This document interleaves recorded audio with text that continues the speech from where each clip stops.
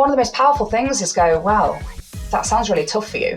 How can I help you? And that doesn't mean abandon your scope of work or abandon your own boundaries, but within what we've agreed, maybe a little bit beyond if I really think they need it, how can I help you human to human?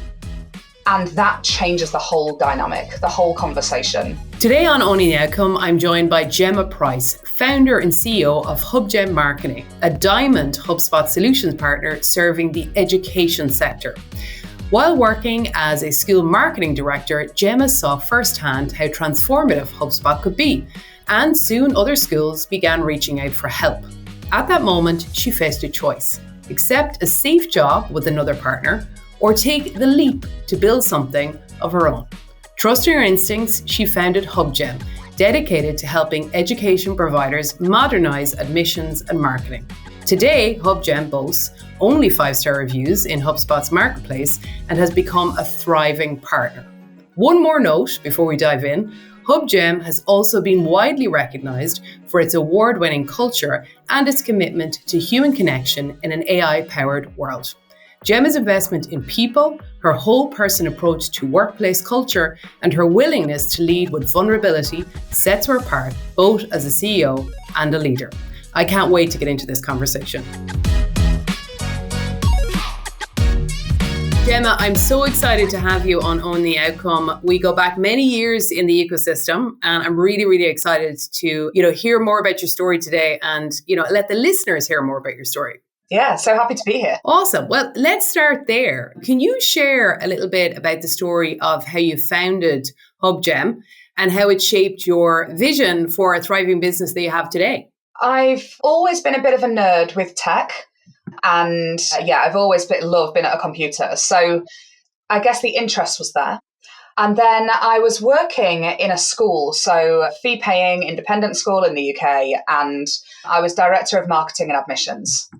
And when I was in that role, I did something radical in implementing HubSpot, which at the time, very few schools were using it or using anything outside of a few very specific education tools. And it was amazing how powerful it was in that environment to, for all the things we love it for, specifically for the lead nurturing piece. And I just couldn't believe that other people weren't doing it. So I just had this inkling that people might need my help. There was no one to look to as a role model really in this space because no one else was doing it. At the same time, I had just gone back to work after maternity leave. So my daughter was 6 months old, and I went back to work and it just felt like the balance was wrong. I felt like I needed a change. I wasn't sure what that looked like. I was really enjoying using HubSpot in my role. And the rest of it had fallen back a bit. I was like, that's not as fun. Yeah, so I guess I opened my mind to what could the future look like? What else could I be doing? And then I reached this point actually where I had a job offer on the table from a partner. And then that niggly feeling was there saying you could do it differently, you could do it your way, you could do better, you could try this, and I couldn't ignore it. So I took the plunge, started HubGem. I had never grown a business before, but I just had this firm belief that there was people that needed my guidance on this journey. I was very passionate about education and still am, and about HubSpot. And so that was that. Jumped in and never looked back. So it's day zero. I'm going to say you have 2 employees. There's you and your daughter, because that was a balance at the start. What was the first win that you were like, yes, okay, things are going to be okay. I got this. I understand the problem statement. I understand HubSpot.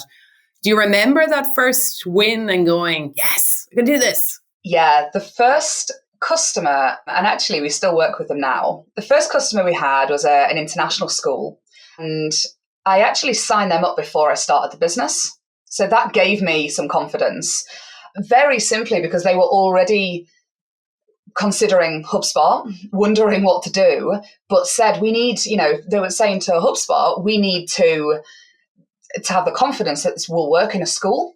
So I had actually been introduced as a case study. Look, I'm happy to chat to you.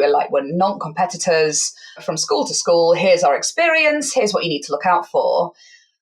And they said to me, can we pay you to advise us? Fast forward a few months, I knew I was doing this. I was going to take the leap. I'd set up my little home office and my dining room at the time. And they were the first people I reached out to. And I said, hey, did you ever go ahead with HubSpot? And they said, oh, actually, we're about to. And I said, what about you let me do your onboarding? I'm now a partner. And so it was quite unique, I think, that the way that it happened. But for me, it really spoke to how important it was, because I knew the audience, I knew the use case, I knew the niche already. It was sort of this could work. And it was my first, they were very clear. I said, look, you're my first client. Never done this before, but I have done it in a school myself. And they were like really happy with that. And so today, how many employees are in the business? So there's 20 now.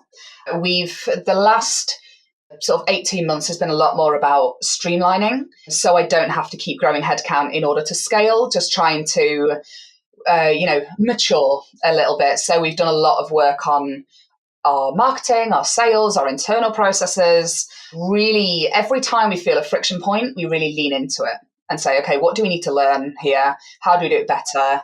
I look for other people who have done it and see what they're doing, but never from the viewpoint of I've got to copy them. It's always what learnings did they learn the hard way that I could save myself some pain from, but ultimately we're still going to do it our way that's right for our business, for our culture, for our niche, because I don't really know, that anyone else has got quite the same experience as us. Well, absolutely. You have 20 employees now. How many of your 20 employees would you describe as AI amplified employees?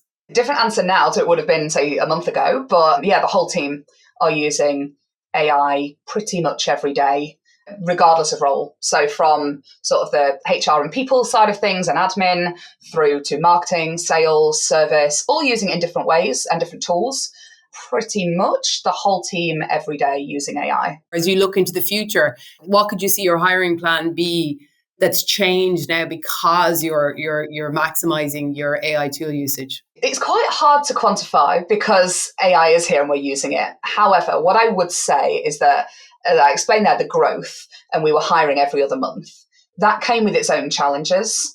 One of my favorite things about HubGem is the team. What we have in our team at the minute is really special. We maintain 100% 5-star customer reviews. People love working with us. We're established in our niche. And also our culture and all the other stuff we do within the team. I'm not looking at it through the lens of profit, although that's nice too. I'm looking at it through the lens of how do we keep all the stuff that is working so well at HubGem whilst also scaling the business. That's where I really see the value in AI, is that we are able to output, can scale quite easily, really. It's very, very easy to embrace the tools and apply them. And each time we do, that's, a slower hire next time, which means it's easier to maintain all the stuff we're doing well. We can supercharge the amazing team we already have by giving them tools that mean they're not spending time doing the tasks that nobody loves, the bits in the background. Absolutely. Let's talk about the humans for a minute. So HubGem, you really have as you said, a strong commitment to culture and well-being. And I know this is a passion beyond the office there.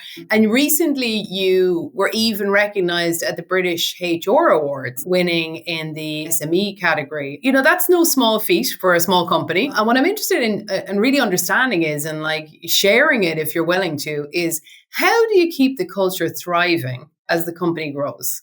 And more importantly for you personally, Gemma, what does success look like as the CEO? Like what is the thing you're like going, yes, I'm succeeding? What does success look like for you?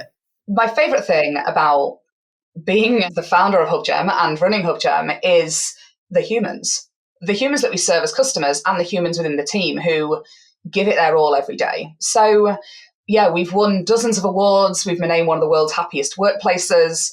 This is not something that sits in the background. Every single team member is sort of challenged to make a conscious contribution to culture.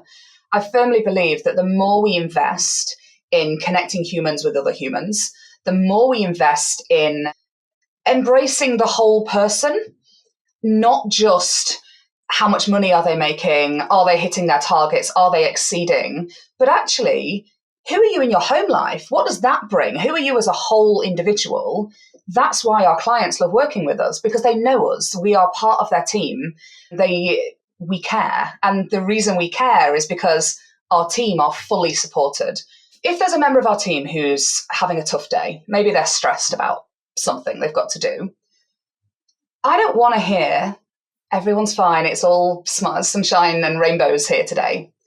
I want someone to sit in front of me and feel safe enough to cry it out, shout it out, whatever they need, because those emotions are welcome, they're valid, and they're part of the lived experience. And I think for so long, businesses have been numbers, metrics, and it's important for sure, but at the expense of actually how you're really feeling. And I think as a founder and a CEO, this is so important. We implemented something called the PACE model, which is actually something we've borrowed from social work, but it's around approaching everything with playfulness, acceptance, curiosity, and empathy. And that's been key. And we, our team days, when we do get together in person a couple of times a year, yes, we talk about numbers. Yes, we talk about strategy.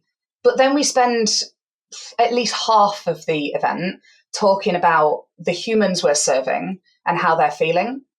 And we bring to the table challenges we faced.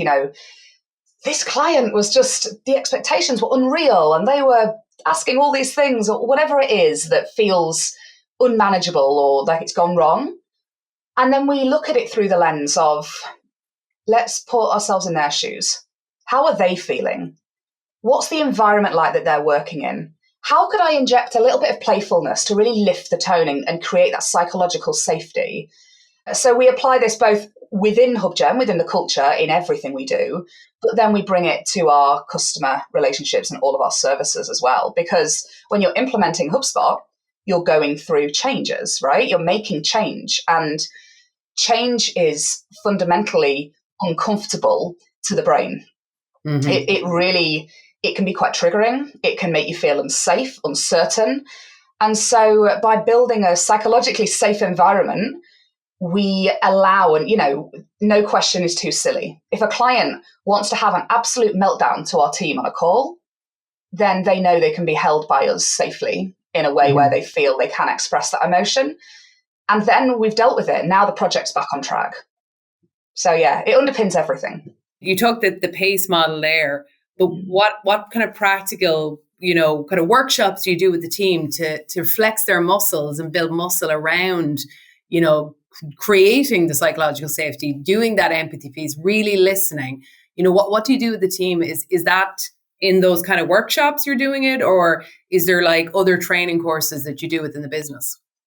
It's every team call. It's every course. It's everything. So, for example, on our whole team meetings that we have every Monday, we talk about business updates, but then we say, what have you struggled with this week? What's been a challenge? And we listen and we empathize with each other.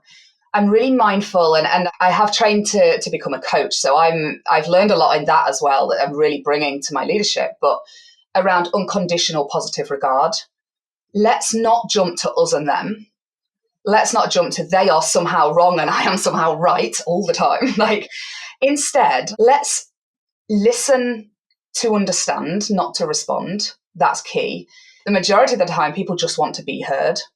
They want to feel validated. They want someone to connect with them and actually listen. So let's say a customer has come to an onboarding call with our team and said, why is this not done yet? Or, the form is not what I wanted, or whatever it might be. Let's say they come in with maybe quite a assertive and a little bit beyond that approach. Then the first thing that we train our team in, and this is across all roles, is regulate your own nervous system.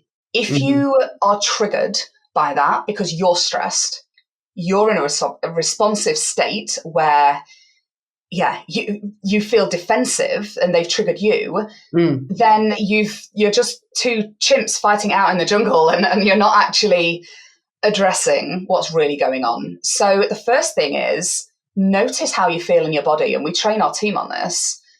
How do you feel right now? Yeah, I really noticed I was feeling on the edge of my seat.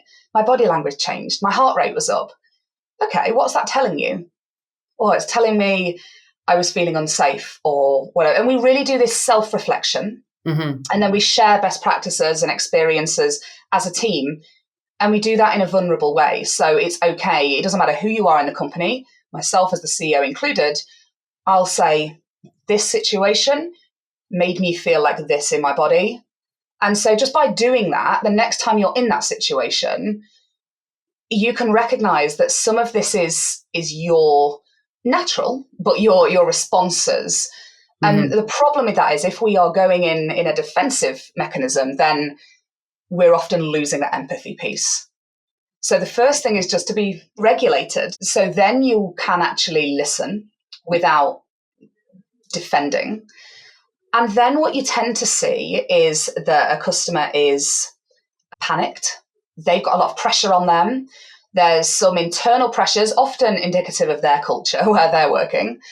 And so one of the most powerful things is go, wow, that sounds really tough for you.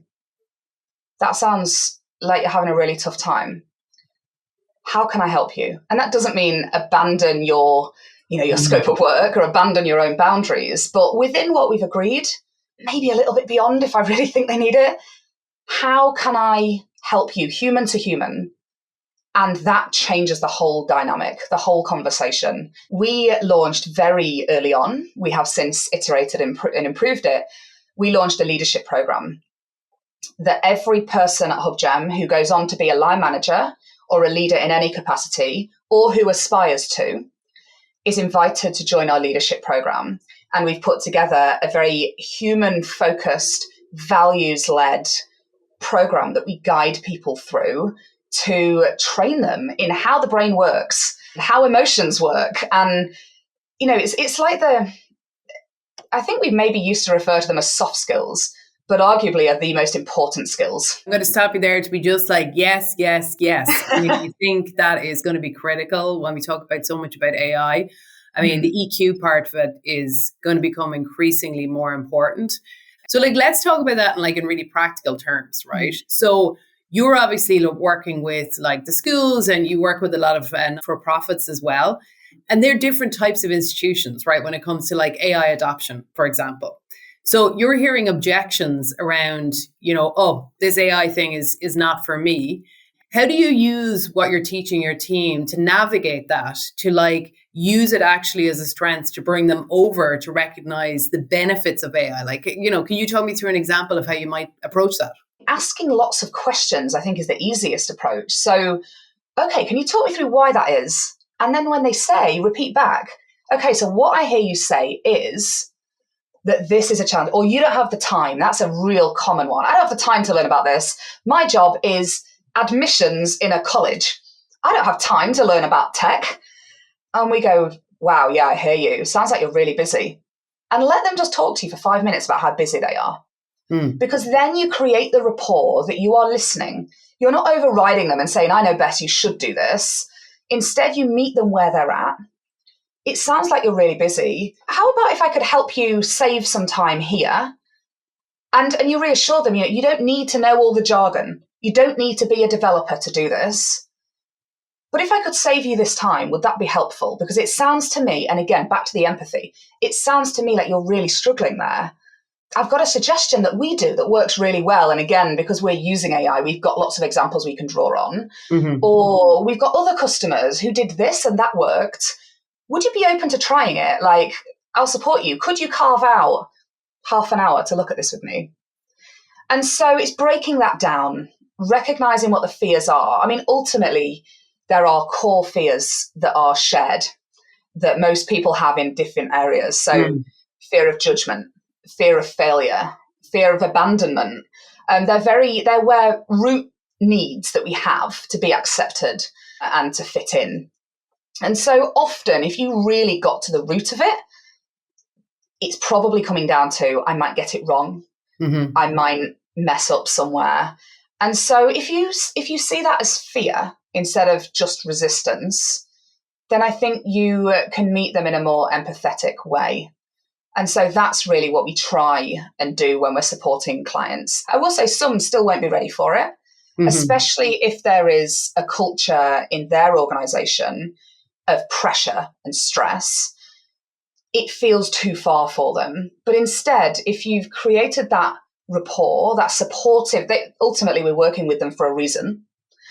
If we've built that rapport, then we can look for the opportunities and make it as easy as possible for them whilst recognizing there's a little bit of fear there. I'm interested in listening to you between those kind of like two, those that are ready and those that aren't. When you think about, maybe 5 years is too far, but the next couple of years in terms of the schools that you're dealing with, right? The ones that are, innovating, what do you think they'll be doing differently? What will they have been brave enough to take steps on that maybe others won't have? They will be using data to their advantage better than they are at the minute. So in education, whether we're talking a school, a college, even a university, it's still quite disjointed and disconnected, which is what we help them with by implementing HubSpot in the first place. So I think the first thing they will be doing differently is seeing their data as an amazing asset and be really passionate about connecting it all. The worst thing in an AI world is for your data not to be feeding into these tools, to not be accessible, because before you know it, you've got admissions operating that system, and we're back to pre-HubSpot. I think the buy-in at leadership level there is key, because helping leaders to see how powerful AI is when it can draw trends. I think back to my days in a school. The head teacher, the bursar, anyone on the leadership team would regularly run into my office and say, Gemma, I need exactly these numbers now. And what does that mean for our admissions trends? And I'd be there going, quick, I've got to think about this. Now you could do that in a text prompt. You don't even need to walk down the corridor to my office. You can just say, what are the trends? What are the pain points coming up in the admissions process that we need to address? And one quick, not even a text prompt, a voice prompt that can, to your connected data, can bring you those insights. So I think just getting people to see the value in the connected data, and I really think those organizations that really leverage that with the power of AI are suddenly going to find themselves with insights that the others do not have. What about you and your team's role in their journey? How will your work, you think, shift? Yeah, so we're early days in this at the minute. We've been looking at how we can support. And so some of the easiest things that we've brought in is things like an AI masterclass, where we can just show people the tools in HubSpot as a starting point and explain how they can be used. And obviously we already know their accounts, so it's quite easy for us to just demonstrate the value and give them ideas on where that could be used. We're going further. I think the deep research connector with OpenAI, and I know there's more coming out now.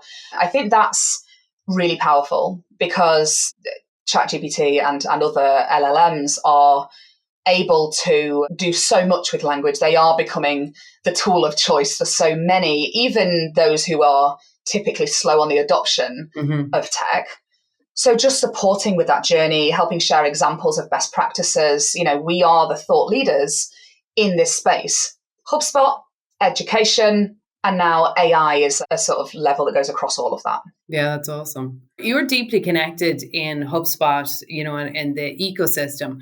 And I'm just wondering, what conversations, whether that's about AI or integrations or industry shifts or humans, what are you most energized by right now? I think it's the human side.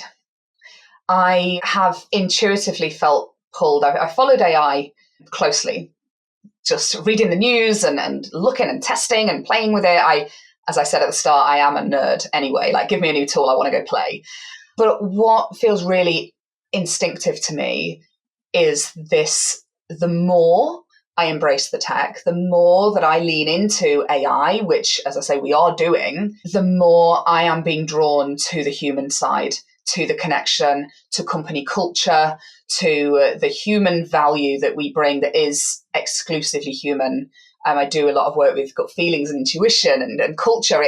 That really energizes me. And I love speaking to other people in the ecosystem who I feel are also feeling that pull, when you've done talks on this. It really resonates on a human level. I think we can see the tech and be excited by it. We wouldn't be in this world if we weren't.